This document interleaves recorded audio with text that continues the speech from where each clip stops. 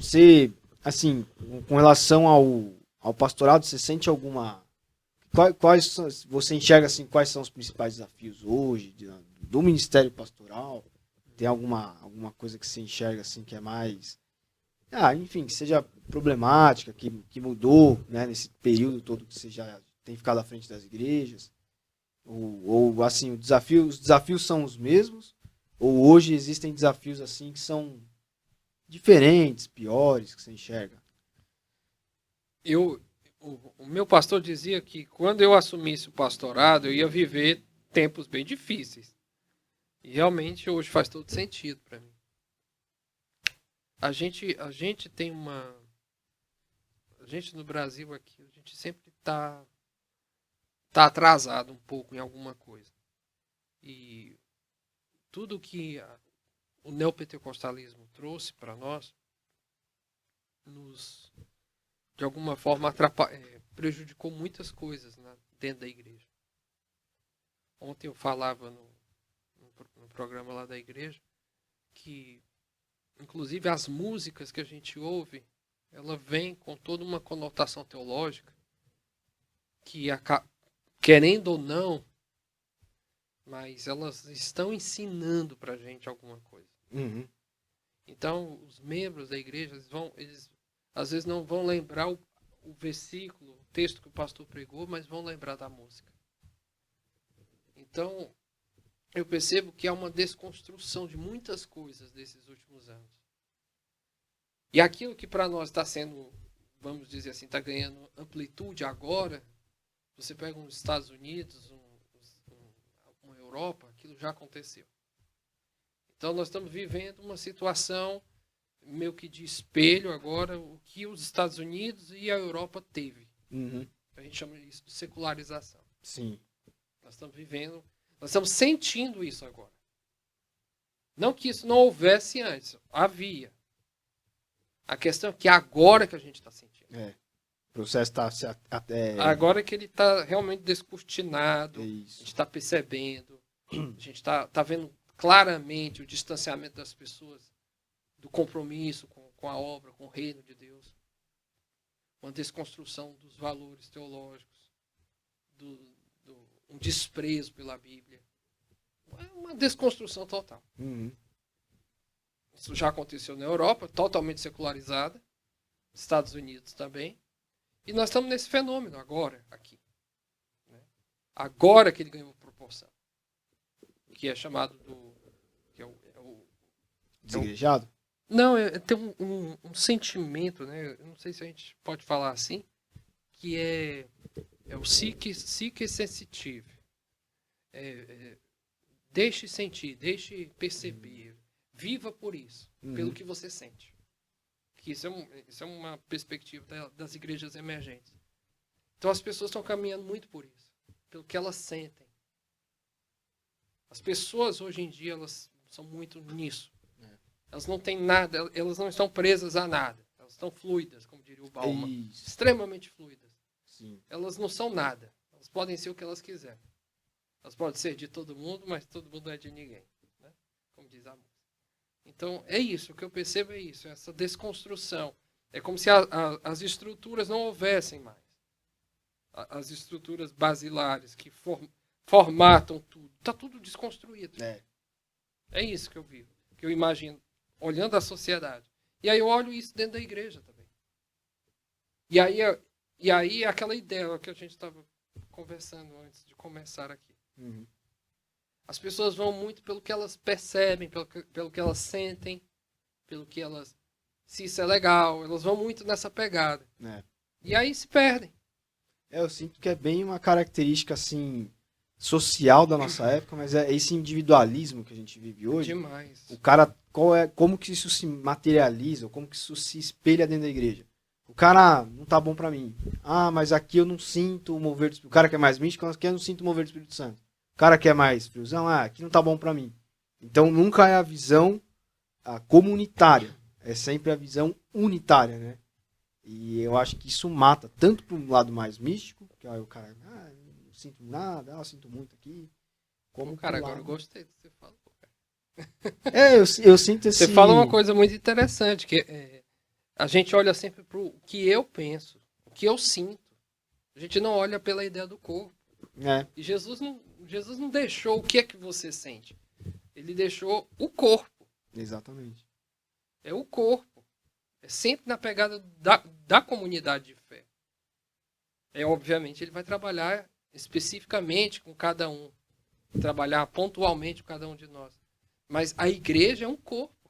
A igreja é mais amplo. Não é só eu. É todos. E a gente sempre tem essa coisa. Mas eu sou igreja. Sim, você é igreja. Mas até o sentido de você ser igreja está dentro da comunhão com os outros. Exatamente. Isso é o amor cristão, né? Às vezes você não... Você, digamos assim, você tolera aquele cara, aquelas ações, mas você tolera justamente pela comunhão, pelo corpo. Né? Eu digo, Ítalo, que a igreja é o lugar onde Deus nos trata.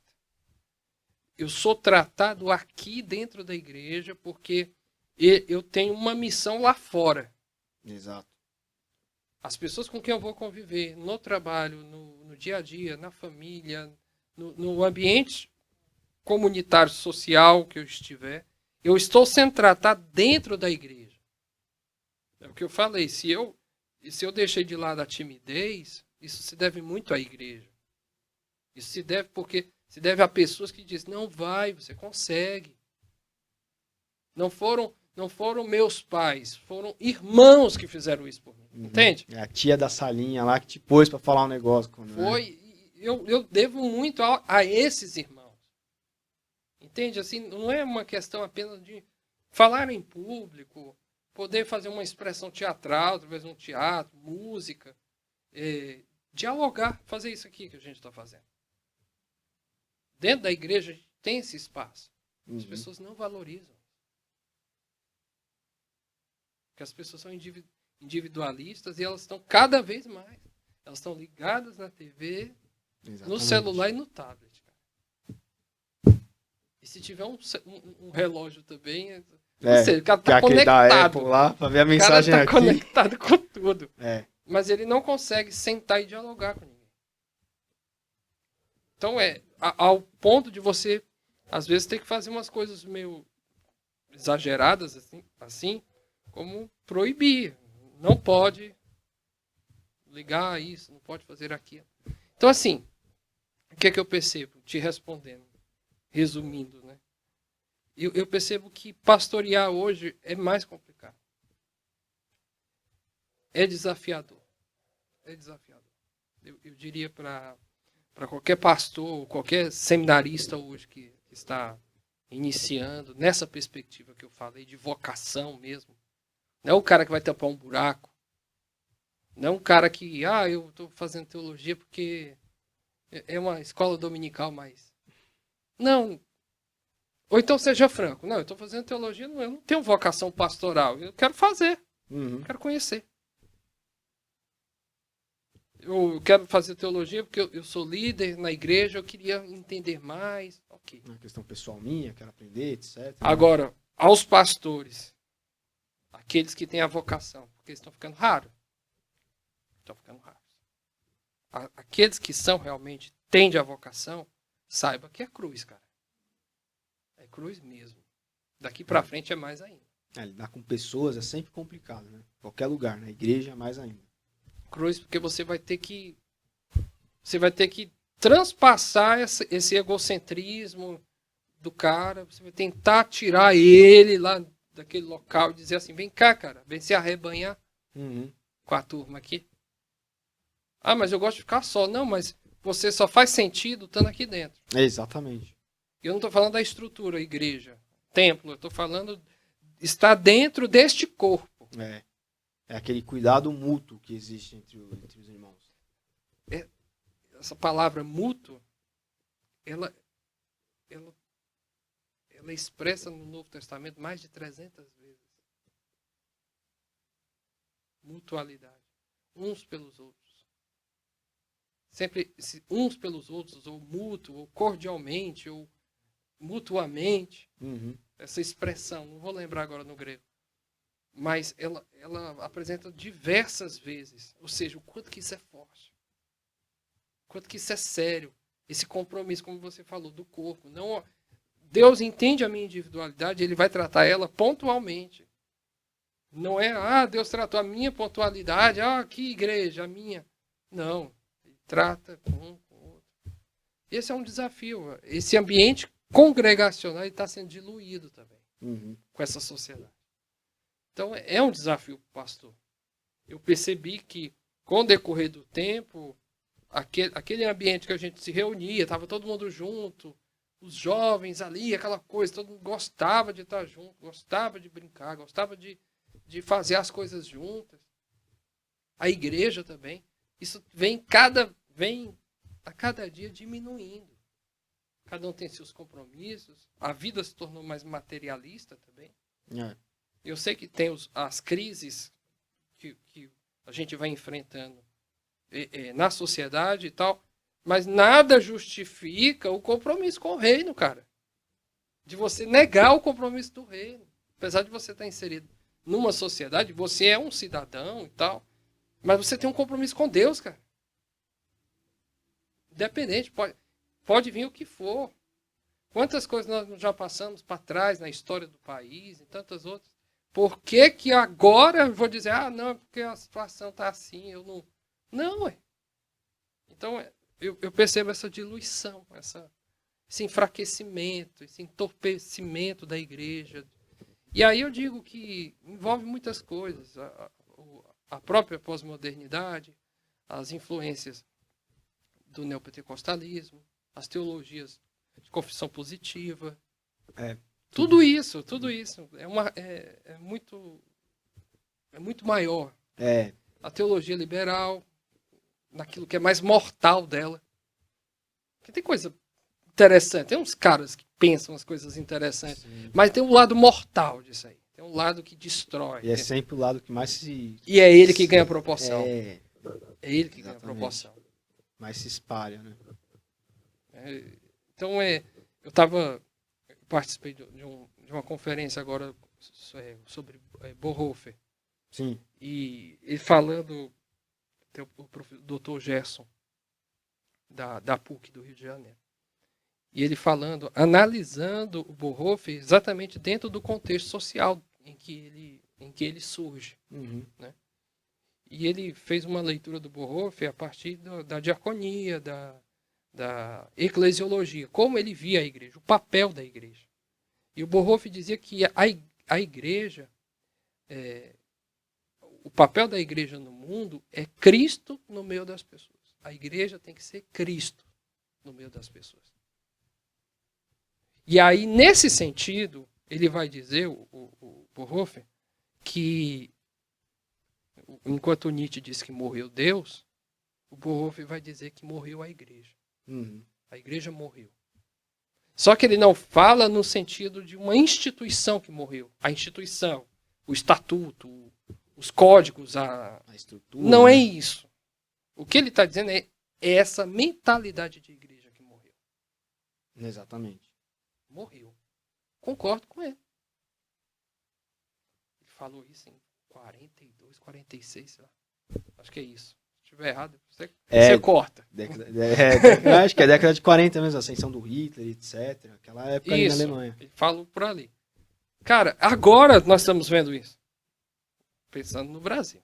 É isso que eu ia falar. Agora que você tem igrejas trabalhando, inclusive, essa é uma questão que eu tenho tentado, a palavra é exatamente essa, é impregnar nas pessoas aqui da igreja através do ensino. Porque o que é o ser igual a Cristo, ou até mesmo, esses dias eu trouxe isso pro lado até do batismo no Espírito, porque para mim é muito marcante, tanto Jesus ali, a gente está trabalhando no Evangelho de João, né, trabalhamos o credo apostólico. Lá na igreja também. E aí, no primeiro capítulo de João, João Batista ele fala que viu o Espírito Santo descer em forma de pombo em cima de Jesus Cristo. E é interessante que, assim, no momento do batismo no Espírito Santo, é o momento em que Jesus pega e inicia o ministério, ou seja, inicia serviço, inicia trabalho. E o que eu tenho tentado mostrar para as pessoas é isso, pô, viva Cristo. E viver Cristo é o quê? É servir.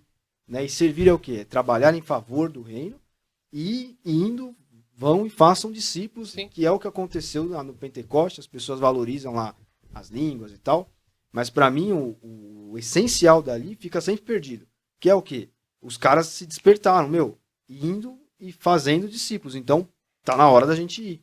E é ali que é o... É o divisor de águas. revestimento de poder, de fato, para poder ir, para Exatamente. poder fazer. E é isso que o Bonhoeffer falou aí. E né? de outra forma, né? Mas o que ele quis dizer é que a igreja perdeu o sentido, cara. Exatamente. E assim, o incrível é que eu vejo isso em caras completamente ateus. Porque outro dia eu tava vendo um corte de um vídeo de um cara que é inclusive do Ceará. Quer dizer, ele não é nascido no Ceará, mas ele é de lá, né? Fez carreira lá, que é o Ciro Gomes. Ele, na questão política, eleitoreira dele lá, que já tá fazendo campanha, ele traz uma... É muito sagaz isso. Ele traz a questão da solidariedade cristã e faz uma união disso com o Estado, com a política. E fala, não, então você que é cristão, a solidariedade, não sei o quê, o serviço. Aí eu falei, meu, esse cara, ele tá de alguma forma tentando... Está se apropriando dessa linguagem. Exatamente. Só que ele tá trazendo pro contexto político dele e tal, enfim. Mas o que ele tá falando não deixa de ser uma verdade. Porque essa solidariedade, esse auxílio mútuo, né, essa mistura da igreja na sociedade, essa impregnação do evangelho na sociedade, ela se dá, né, nessa convivência do cotidiano. Sim. Né? No diálogo, na conversa. Não é você chegar e falar, você precisa vir para a igreja, não sei o quê. Não. É você, às vezes, ficar um ano trabalhando com aquele cara. Né? É você aproveitar os 2 minutos do café no trabalho. E você vai abordar a pessoa e você vai... É você ser a igreja realmente lá fora. Isso, você tá orando, pô, Deus, me dá uma oportunidade, porque eu vejo que esse cara dá abertura. Eu vejo que esse cara é um cara que se interessa, que gosta de conversar comigo. Então me dá a oportunidade de eu, trazer um pouquinho do evangelho para ele, né? Sim. Ou às vezes fazer uma ação social, como a gente estava até falando aqui antes. São formas da gente viver Cristo, servir, né? E eu acho que a igreja passou muito tempo preocupada com futilidades. E assim, o que ele falou, o que o Bonhoeffer falou, faz muito sentido, porque o que é que o Bonhoeffer entende? Que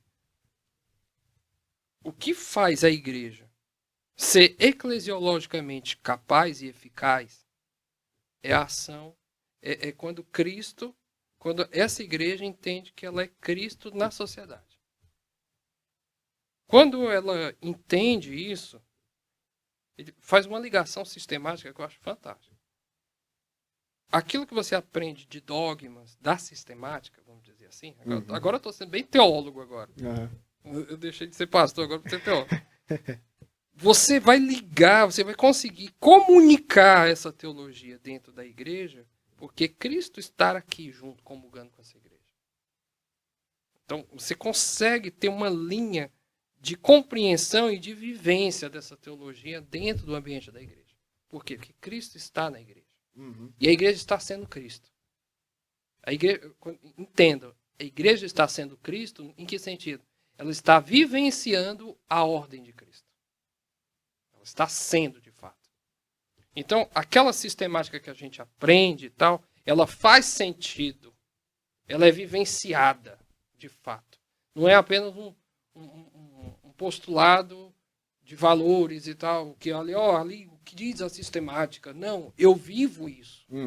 Porque Cristo está em mim. Então eu vivo isso. Então você vê uma triangulação, mas na verdade ou seja, para que a igreja seja eclesiologicamente eficaz, ela precisa ser Cristo. Ou seja, e aí o valor da cristologia. E aí a importância da sistemática.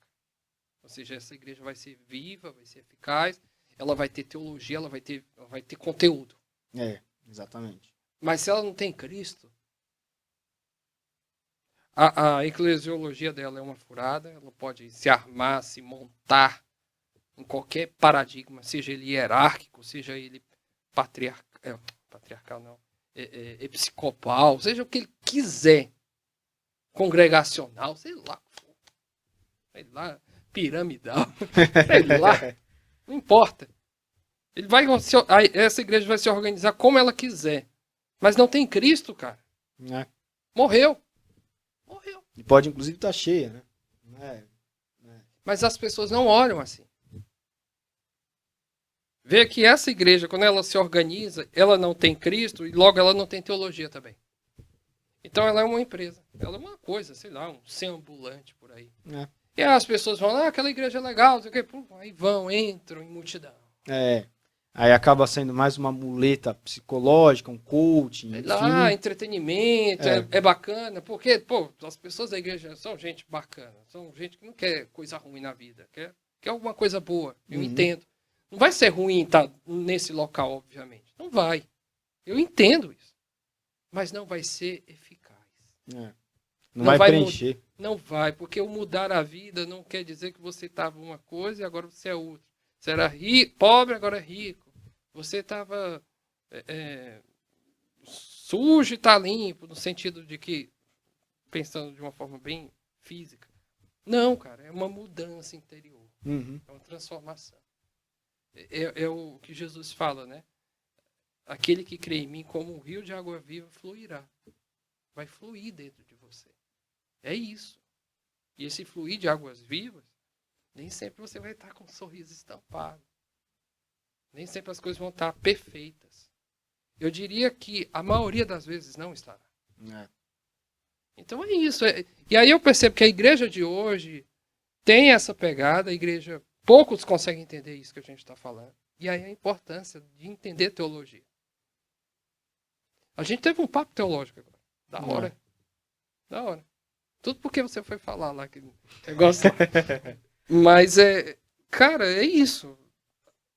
E ser pastor nesse processo todo, se o cara, eu vim aqui, mas não sei, e acabei sendo pastor. Pô, cara, você luta contra o time.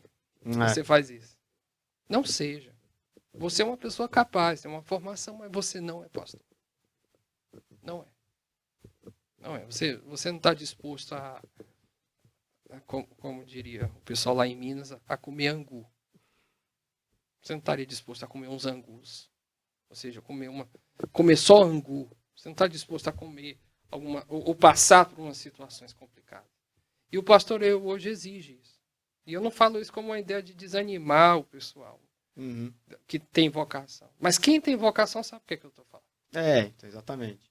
O cara já meio que está preparado. Primeiro que eu acho que assim, o cara que tem vocação, ele tem uma trajetória similar à sua. Que até de Eu muitas pessoas não diria similar, mas o processo sempre vai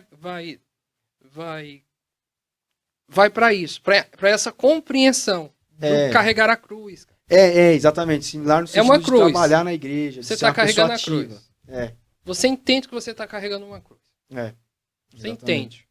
E aí e aí, como disse Paulo lá em 2 Coríntios, o amor de Cristo te constrange, cara. Você faz porque é o amor de Cristo que te constrange. Você não faz porque as pessoas vão dizer sim, vão dar like ou dislike.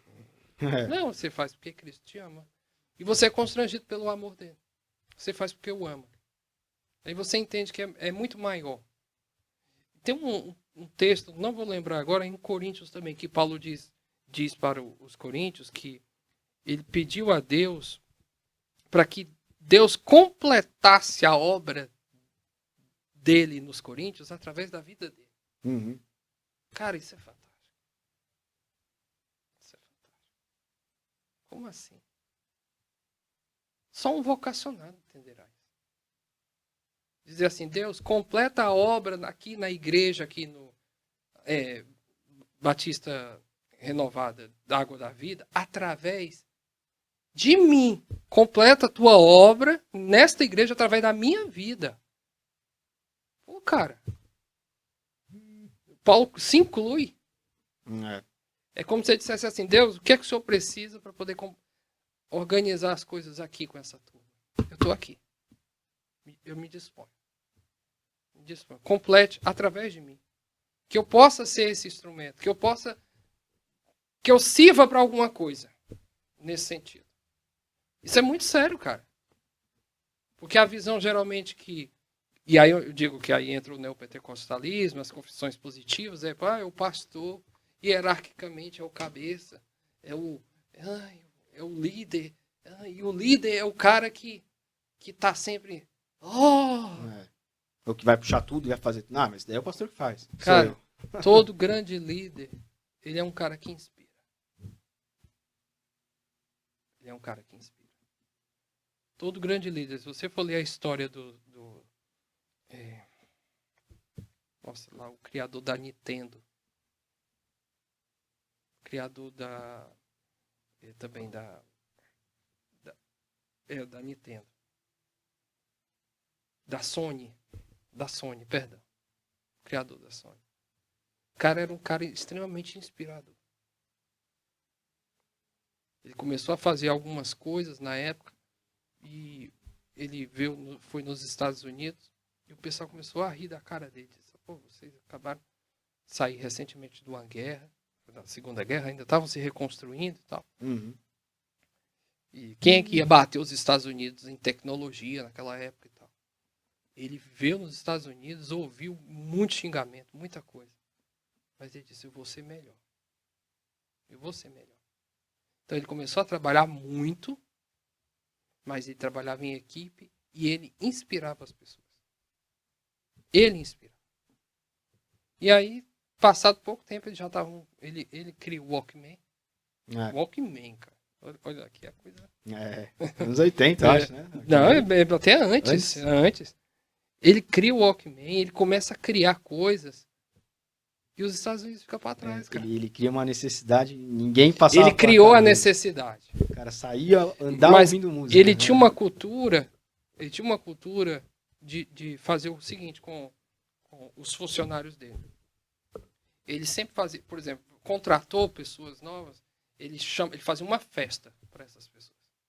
E ele conversava com todas elas. Se alguém quisesse, e ele pedia para todos, se você está num setor, você está infeliz, venha falar comigo. Ele não aceitava que a pessoa saísse desse setor para ir para o outro. Não, por que você está infeliz aqui?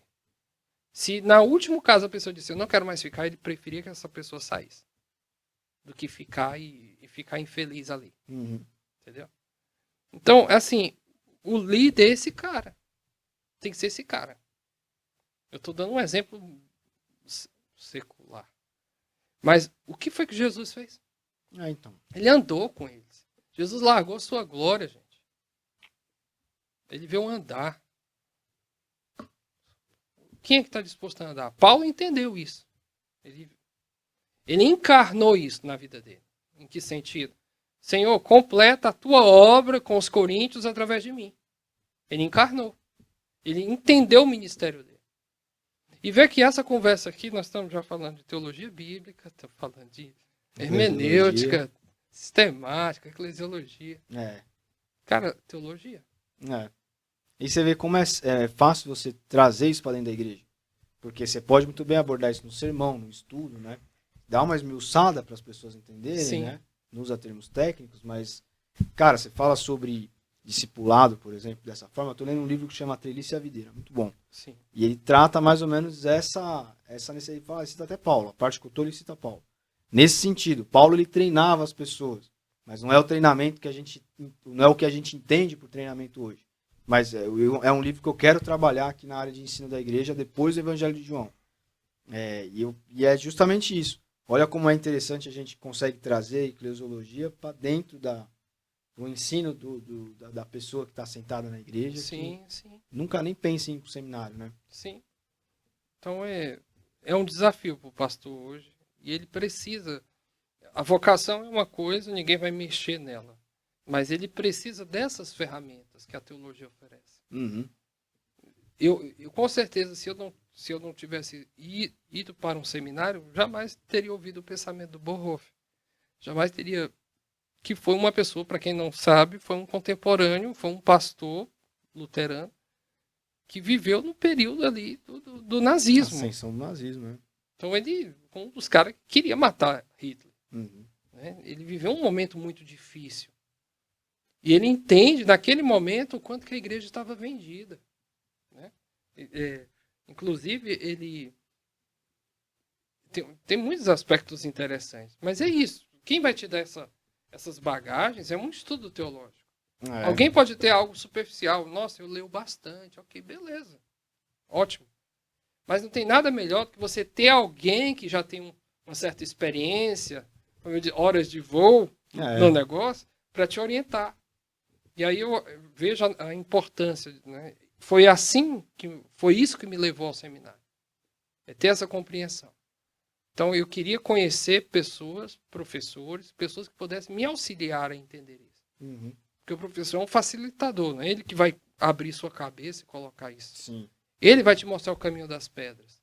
Ele que vai te mostrar como você pesquisar, como você Às vezes uma ser literatura, útil. né? Ser útil, cara. Ser útil na igreja.